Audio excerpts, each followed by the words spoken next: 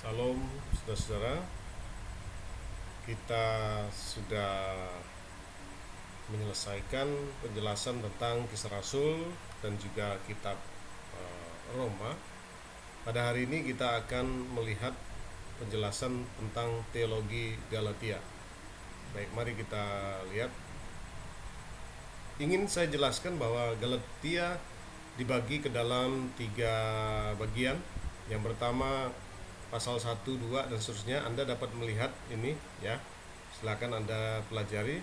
Dan yang paling penting di situ adalah Galatia melihat historis, kemudian mengajarkan doktrin, kemudian menjabarkan bagaimana kehidupan praktis. Ya. Ini dapat Anda baca sendiri. Sehingga ada beberapa hal yang prinsip antara Galatia dan Roma yang perlu kita lihat. Ya, yang paling menonjol saya kira adalah berhubungan dengan bagian poin yang terakhir ini, konstitusi. Roma itu seperti undang-undang bagi iman kita, tetapi Galatia merupakan pengumuman kemerdekaan kita. Ini merupakan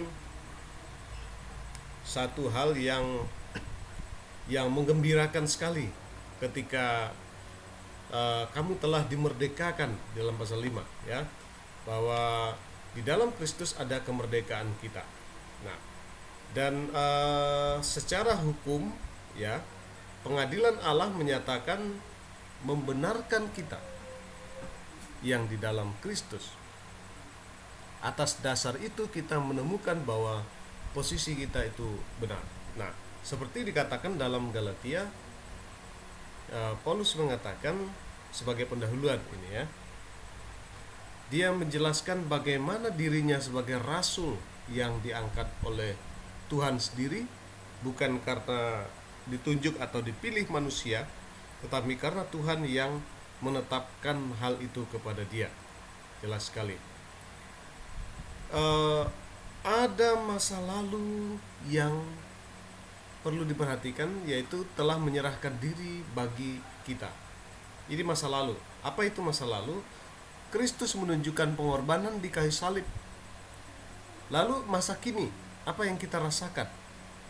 Kita dilepaskan dari dunia jahat ya, oleh kehendak Bapa ya, oleh Tuhan Yesus Kristus. Lalu apa jaminan di masa yang akan datang? Sehingga kemuliaan dan kepujian hanya bagi nama Tuhan, jelas dikatakan. Paulus sendiri dengan melihat historis dan masa depan sangat heran bahwa orang-orang Galatia ya berbalik mengikuti satu Injil lain yang sebetulnya bukan Injil. Di dalam pasal 3, dengan keras Rasul Paulus mengatakan, "Hai orang Galatia yang bodoh." Dalam hal ini, kata Galatia yang bodoh itu menjelaskan bagaimana sebenarnya kekonyolan yang dialami oleh Galatia, yang dulu mereka telah mati karena dosa dan menerima Kristus sekarang, tetapi oleh karena satu dua hal saja mereka akhirnya berbalik dan menerima kembali kebenaran dalam hukum Taurat. Seolah-olah demikian. Itu adalah kekeliruan yang luar biasa. Sampai Paulus mengutuk kalau ada seorang lain yang memberitakan Injil ya yang berbeda dengan Injil yang telah kami beritakan kepadamu, terkutuklah ia. 2 kali diulangi frase ayat 8 ayat 9 ini ya, terkutuklah ia. Jadi saudara, pada saat itu banyak penginjil-penginjil yang mengatakan penginjil dari Yerusalem, dari kalangan Yahudi, yang sebenarnya bukan memberitakan Injil seperti yang diberitakan Paulus, tetapi Injil yang berbeda. Ini yang Paulus mau sampaikan, bahwa jika ada pemberita demikian, mereka adalah pemberita-pemberita palsu yang tidak memberitakan tentang kebenaran yang sesungguhnya. Nah, perhatikan, ada banyak orang yang melakukan perjalanan untuk memberitakan Injil kepada orang-orang di Galatia. Jelas dalam hal ini Paulus tidak berasal dari Yerusalem. Ya. Injil yang Paulus beritakan itu tidak terbentuk di Yerusalem, tetapi melalui pernyataan langsung. Dan Injil Paulus tidak diintervensi oleh Yerusalem ketika mereka datang ke Antioquia. Tidak ada intervensi supaya Paulus selaras dengan pemberitaan dari Yerusalem. Ya, kita sudah tahu itu. Sehingga ayat 3, keheranan Rasul Paulus dijelaskan, siapa yang telah memesona kamu? Ya. Kemudian pertanyaan-pertanyaan retoris ini muncul. Apakah Allah memberikan roh dan mujizat oleh karena hukum Taurat atau iman? Apakah mau dijawab? Tentu tidak. Ini pertanyaan retoris. Apakah dengan kamu menderita Injil akan menjadi sia-sia? Dan pertanyaan berikutnya. Bagi Paulus, orang Galatia itu cukup keras kepala dalam hal mendengarkan nasihat. Ya. Dia tegaskan bahwa keselamatan hanya melalui iman, bukan melalui yang lain, yang dulu dinyatakan kepada Abraham, ya, melalui kesaksian kitab suci dinyatakan kepada keturunan Abraham. Nah, sebagaimana diungkapkan dalam firman Tuhan. Nah, kita adalah penerima dari wasiat-wasiat itu. Sekarang, jika kita di dalam Kristus telah dimerdekakan, maka jangan ada lagi kuk perhambaan dan lain sebagainya, ya. Ini hal-hal praktis yang harus kita miliki dan terapkan di dalam hidup kita jika kita telah merdeka di dalam Kristus. Jika kita telah merdeka. Dan Galatia pasal 6 mengatakan, tetapi aku tidak mau bermegah selain dalam salib Tuhan kita Yesus Kristus. Jelas. Ini merupakan satu penekanan bagi kita bahwa siapapun kita hendaknya mengikuti garis yang telah ditetapkan. Kita harus berteladan kepada Juru Selamat kita, yaitu Tuhan Yesus Kristus, supaya kita terluput dari segala kemalangan dan malapetaka. Nah, ini satu tugas aktivitas kelompok yang nanti saya akan jelaskan di penugasan di classroom. Ya, kita akan lihat. Jadi refleksi dari Galatia, ada satu hal yang Anda akan kerjakan, ya. Jika Anda mengajar atau berkhotbah dari bagian Galatia itu tadi kepada sekelompok orang dewasa, bagaimana Anda akan menerapkannya kepada mereka berdasarkan makna teks dalam Galatia? Tunjukkan kedua aplikasi Anda sebagaimana Anda menerapkannya. Itu di dalam Galatia. Nah, cuma ini nanti dijelaskan di dalam penugasan. Baik, itu tentang Galatia, tentang kemerdekaan Kristus. Saya ingin lanjut kita kepada Efesus berikutnya. Kalau kita mempelajari Efesus, teologi yang menonjol dari Efesus adalah tentang keselamatan oleh kasih karunia. Sudah banyak kita memahami tentang teologi Galatia tersebut. Nah, namun demikian, apakah teologi tentang keselamatan ini dapat kita jabarkan dalam pemaparan iman kita kepada sesama maupun kepada orang-orang yang kita kasihi? Ya. Kamu dahulu telah mati. Perhatikan, di dalam Efesus ada nilai historis yang diceritakan di situ. Betapa bobroknya, betapa rusak, betapa hancurnya, betapa malangnya hidup manusia di masa lampau ketika dia belum mengenal Kristus. Maka dikatakan, kamu dahulu sudah mati karena pelanggaran dan dosa-dosamu. Ini jelas sekali. Di dalam pasal 2 Efesus tegas, kamu sudah mati karena kamu hidup di dalam pelanggaran dan dosa. Pelanggaran dan dosa itu menyebabkan kita mati. Kita mengikuti jalan dunia, mentaati penguasa kerajaan angkasa, ya. Dan juga bagaimana roh yang bekerja di antara orang durhaka tersebut. Jelas kita adalah manusia tanpa Kristus. Dapat dibayangkan saudara, Kristus tidak ada pada kita ketika kita masih berdosa. Ketika kita masih berdosa, sama sekali Kristus tidak ada pada kita. Bagaimana manusia tanpa Kristus? Nah, yang pertama, mati dalam dosa. Kemudian kita adalah orang yang patut dimurkai. Kemudian kita adalah hamba dosa, ya, hamba dosa. Kemudian dikatakan oleh kitab suci kita mati dalam Adam.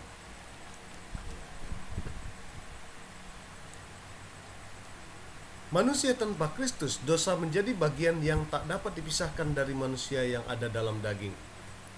Jadi sekalipun manusia biasa itu baik, tetapi dosa tidak dapat dipisahkan dalam dirinya karena dia adalah orang yang belum menerima penebusan Allah.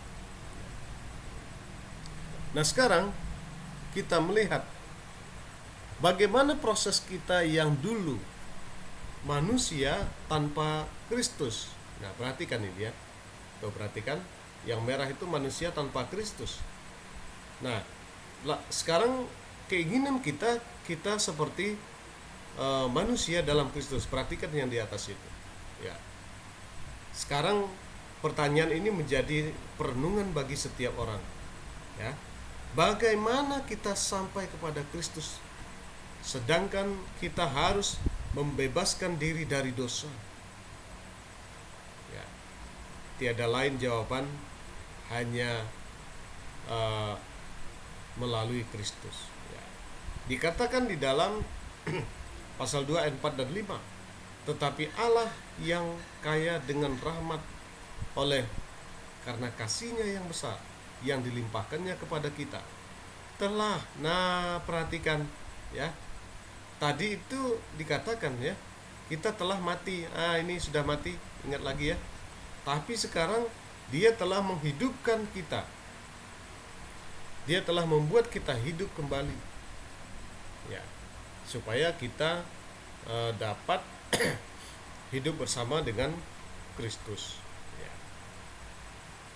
Sekalipun kita telah mati oleh kesalahan kita, oleh kasih karunia diselamatkan. Nah, ini ayat favorit kita semua, bahwa teologi keselamatan didasarkan pada jaminan Allah bahwa oleh kasih karunia kita semua diselamatkan.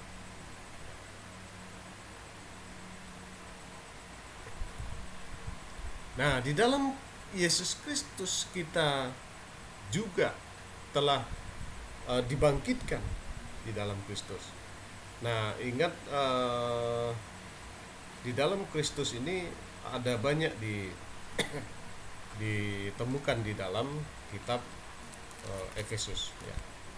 Saya minta Anda nanti menyelidiki kitab Efesus dan temukan ada 5 frase di dalam Kristus, di dalam bukan ada 5, ada banyak frase di dalam Kristus di dalam kitab Efesus, ya. Nanti kita lihat dalam penugasan. Pasal 2 ayat 89, sebab oleh anugerah kamu diselamatkan melalui iman, dan itu bukan hasil usahamu. Jelas bahwa ini menunjuk kepada hanya perbuatan Allah, bukan perbuatan manusia. Jelas. Kesimpulan ayat yang ke-10, karena kita ini buatan Allah diciptakan dalam Kristus Yesus untuk melakukan pekerjaan baik yang dipersiapkan Allah sebelumnya. Ia mau supaya kita hidup di dalamnya. Kata poema itu mengandung arti dibuat dengan konstruksi Allah. Artinya ketika Anda diselamatkan, Anda diciptakan atau dibuat oleh Allah sendiri. Mari kita melihat kematian Kristus dan hukum Taurat. Ketika Kristus mati, dia meruntuhkan tembok pemisah antara Yahudi dan non-Yahudi, itu tidak ada. Sehingga pasal 2 ayat 14-15 menjelaskan meruntuhkan tembok pemisah, ya, dengan matinya Kristus sebagai manusia. Sehingga kematian Kristus dan hukum Taurat memiliki hubungan. Yang pertama, meruntuhkan tembok pemisah antara Yahudi dan non-Yahudi. Kemudian mengakhiri hukum Taurat, membatalkan. Apapun ketentuan-ketentuan dalam hukum Taurat harus dibatalkan. Ya. Menciptakan manusia baru, jelas. Kemudian persatuan orang percaya membentuk tubuh Kristus. Perhatikan dalam teologi ini kita melihat, dalam teologi Efesus kita melihat bahwa orang percaya disebut sebagai tubuh Kristus. Kenapa demikian? Karena orang percaya adalah orang yang terbentuk dan didasari oleh Kristus itu sendiri dan dibangun atas dasar Kristus.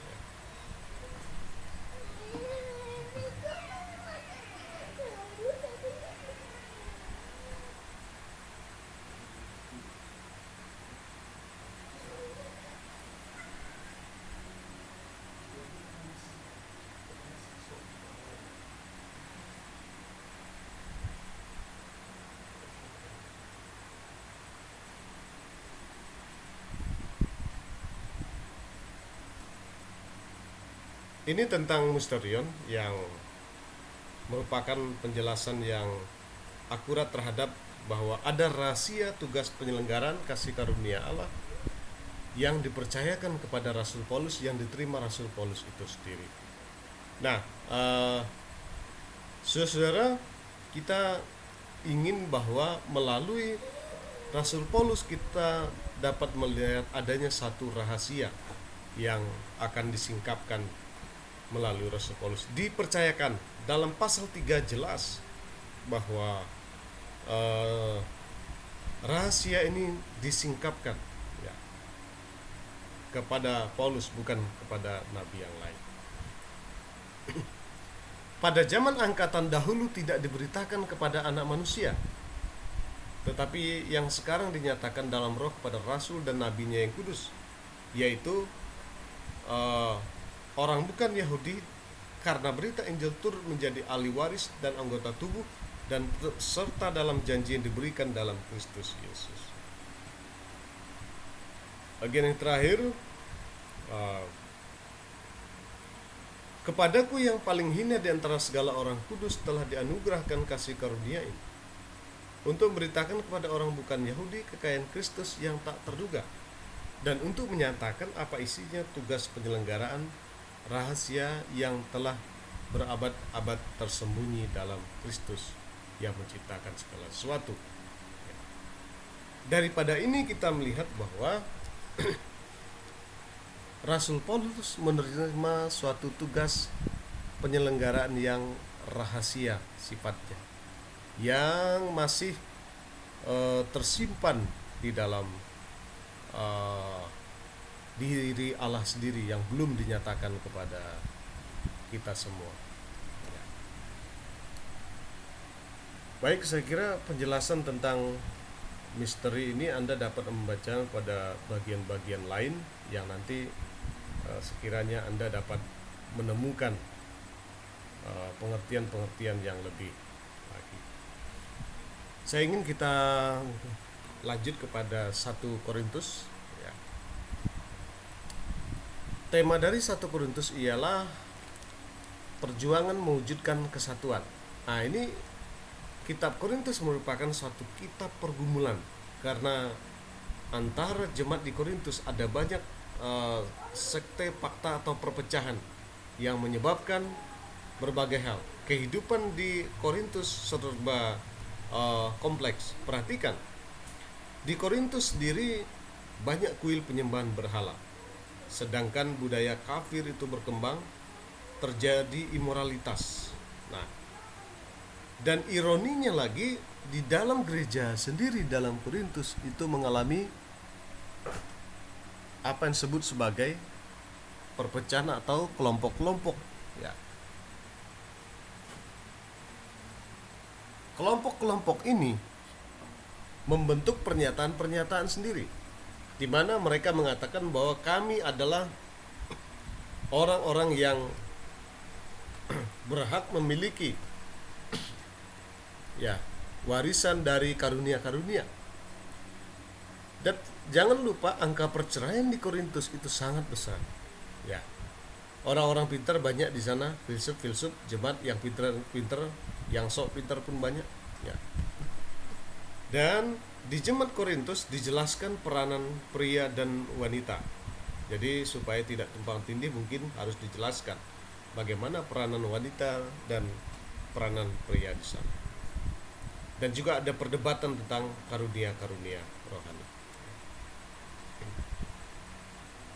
Pasal 1, aku menasihatkan kamu saudara demi nama Tuhan kita Yesus Kristus supaya kamu seia sekata, jangan ada perpecahan. Jelas di sini dari frase ini membuktikan adanya perpecahan di jemaat di Korintus. Ya. Surat 1 Korintus dapat dibagi ke dalam 3 bagian. Ya, paling tidak 1-6, 7-10 dan 11-16. Perhatikan ada kesatuan, ada pertanyaan, kemudian ada pertentangan di sana. Sehingga diselesaikan melalui surat-surat yang disampaikan oleh Rasul Paulus. Pasal 5 ini tentang bagaimana hidup etika. Ada perbuatan asusila yang memerlukan disiplin gereja. Ini menjadi latar belakang, ya. Ada tuntutan hukum yang menyebabkan gereja perlu pengawasan. Kemudian godaan nafsu yang memikat seluruh jemaat. Kemudian hancurnya kesatuan, ya, akibatnya, ya. Kemudian akibat ini tadi, ya, persatuan terancam akibat pemahaman yang tidak bisa disatukan. Kemudian akibat ini adalah kesatuan diwujudkan dalam Kristus. Lalu bagaimana kekristenan di Korintus ini? Ternyata ada yang merasa tidak boleh makan sesuatu. Ya, ada yang bilang, babi tidak boleh dimakan, ayam tak boleh, ikan tak boleh, ikan harus bersisik dan lain sebagainya. Ada yang merasa boleh makan apa saja, mau ular, mau biawak dan lain sebagainya, silakan dimakan. Ya, perhatikan, orang yang merasa tidak boleh makan sesuatu, ya, itu terganggu dengan orang yang makan. Ya, jelas itu. Lalu kita harus menentukan apa sikap kita, ya. Jadi kita harus membatasi kebebasan kita demi menyelamatkan kawan-kawan kita seiman. Perhatikan sikap Rasul Paulus terhadap tentang makanan di Korintus itu. Paulus terpanggil untuk membatasi kebebasan demi saudara yang lemah. Jadi yang merasa tidak makan itu termasuk lemah imannya. Sehingga bagi Paulus, kalau memang merusak imannya dia, lebih baik dia tidak makan. Ya.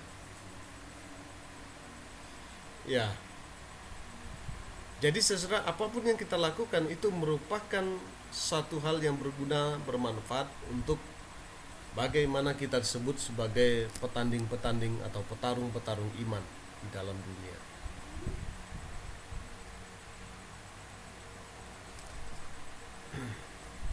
Ya, sebab itu aku tidak berlari tanpa tujuan dan aku bukan petinju yang sembarangan saja memukul. Tetapi aku melatih tubuhku dan menguasai seluruhnya, supaya sesudah memberitakan Injil kepada orang lain, jangan aku sendiri tolak. Penekanan Rasul Paulus ini adalah ia melatih dirinya sendiri sedemikian rupa sehingga dia dapat menguasai dirinya. Aku mau supaya kamu mengetahui saudara bahwa nenek moyang kita di bawah awan melewati lautan, mereka dibaptis dalam laut untuk menjadi pengikut Musa. Mereka makan rohani yang sama. Mereka semua minum minuman rohani yang sama. Tetapi sungguh pun demikian, Allah tidak berkenan kepada bagian yang terbesar dari mereka. karena mereka ditewaskan di padang gurun. Ini merupakan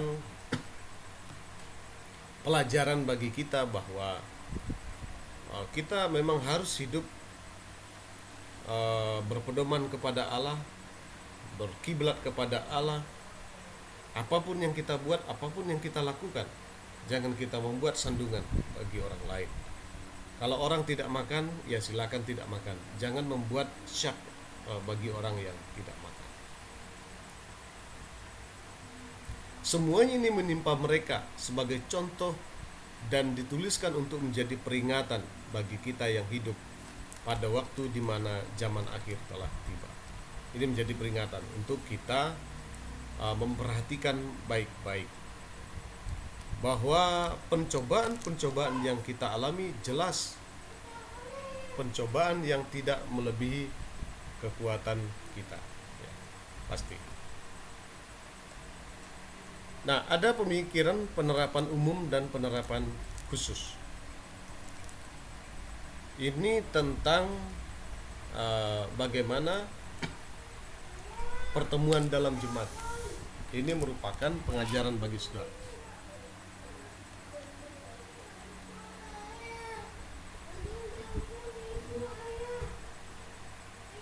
Nah,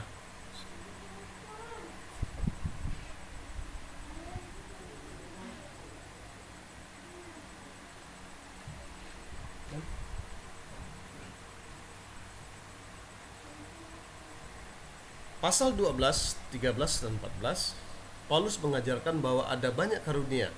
Ini juga jadi perdebatan jemaat di Korintus, bukan jadi perdebatan, jadi kebanggaan, jadi kesombongan. Pasal 13 Paulus menunjukkan bahwa memamerkan dan memiliki karunia tidak lebih penting.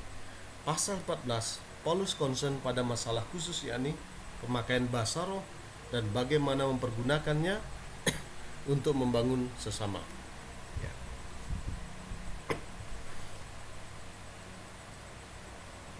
Kemudian tentang kebangkitan, bagian yang terakhir tentang kebangkitan ini. Jelas Kristus bangkit dari kematian, oleh sebab itu kita juga akan bangkit dari kematian. Ya, bagaimana bangkit, tubuh bagaimana, itu dijelaskan di dalam pasal 15, ya, tentang bagaimana kita akan bangkit. Kita lewati penugasan ini karena ada tugas yang lain yang akan disampaikan. 2 Korintus bersifat paling biografis dari semua tulisan Paulus, sehingga 2 Korintus ini dapat kita katakan sebagai surat yang berhubungan dengan bagaimana keabsahan kerasulan Paulus itu juga. Kemudian ada pengumpulan sumbangan untuk gereja di Yerusalem, itu pasal 8, 9 yang merupakan pengajaran penting. Ya, ini tadi. 2 Korintus memiliki pembagian berikut.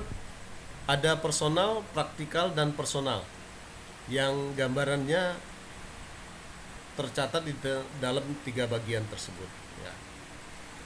Ini adalah bagian chiasm yang mungkin Anda dapat selidiki dalam kitab Korintus, ya, mulai bagian pengantar seterusnya sampai pada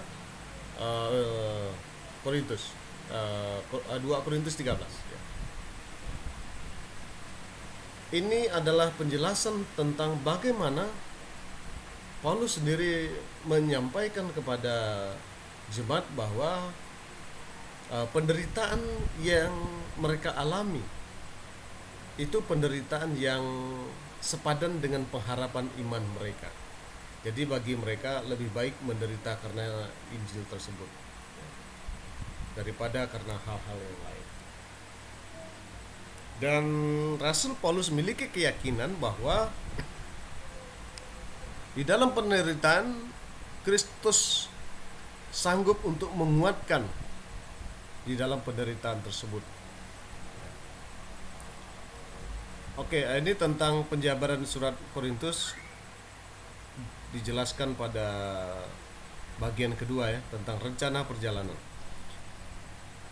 Ada banyak orang yang mengatakan bahwa Paulus datang ke Korintus itu 3 kali, tetapi eh, kali yang ketiga itu batal, sehingga Paulus tidak datang karena Paulus sudah harus menjalani hukuman mati.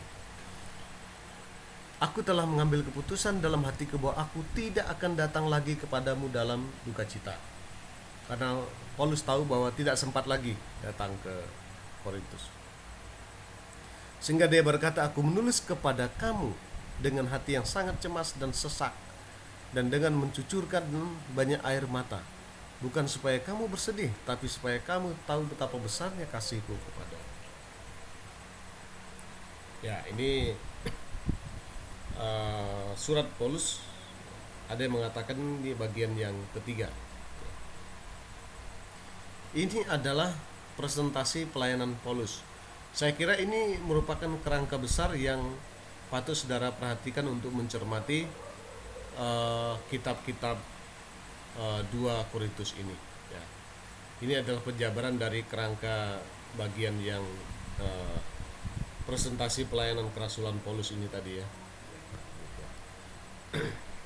Saudara dapat memperhatikan, Paulus sendiri tidak sama ya, kami tidak sama dengan banyak orang lain yang mencari keuntungan dari firman Allah. Sebaliknya dalam Kristus kami berbicara sebagaimana mestinya dengan maksud murni atas perintah Allah dan di hadapannya. Jadi Paulus menjamin bahwa dia sendiri tidak pernah mencari keuntungan diri sendiri. Dan apalagi puji-pujian bagi dirinya sendiri, itu tidak akan pernah ya. Perhatikan bagian ayat-ayat ini. Sekalipun Paulus mengetahui bahwa dia adalah pelayan-pelayan dari satu perjanjian baru ya, satu pelayanan anugerah ya, Rasul Paulus, tetapi dia tidak membanggakan sedikit pun. Perhatikan ini perbedaan antara covenant lama dan covenant baru. Kalau covenant lama itu huruf yang tertulis, tetapi covenant baru itu roh kudus yang dimeteraikan. Kalau covenant lama memerlukan batu, tetapi covenant baru memerlukan apa? Hati manusia. Covenant lama dampaknya mematikan, tetapi covenant baru itu menghidupkan. Jika pelayanan yang menuju kematian tertulis dalam loh batu mendatangkan kemuliaan, betapa lebih mulianya pelayanan memimpin kepada pembenaran tersebut. Paulus juga menceritakan tentang pengharapannya di dalam Tuhan, di dalam Kristus ya. Dan dia menjelaskan kegelisahan tentang bagaimana orang-orang di Korintus dapat memahami tentang perjanjian yang sedang mereka beritakan. Sebab Tuhan adalah roh, dan di mana ada roh Allah di situ ada kemerdekaan, jelas ya. Ini tentang bagi orang yang tidak percaya, yang akan binasa, Injil itu ya akan tertutup dan sulit untuk mereka terima. Pasal 5, sebab kita semua harus menghadap tahta pengadilan Kristus. Ini adalah pengadilan orang percaya atau bema ya, pengadilan Kristus, supaya setiap orang memperoleh apa yang patut diterimanya ya. Oke, ini tentang surat-surat Paulus.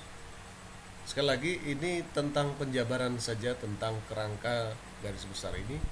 Anda cukup menjabarkan kerangka garis besar ini dalam tulisan-tulisan penjelasan tersebut tadi.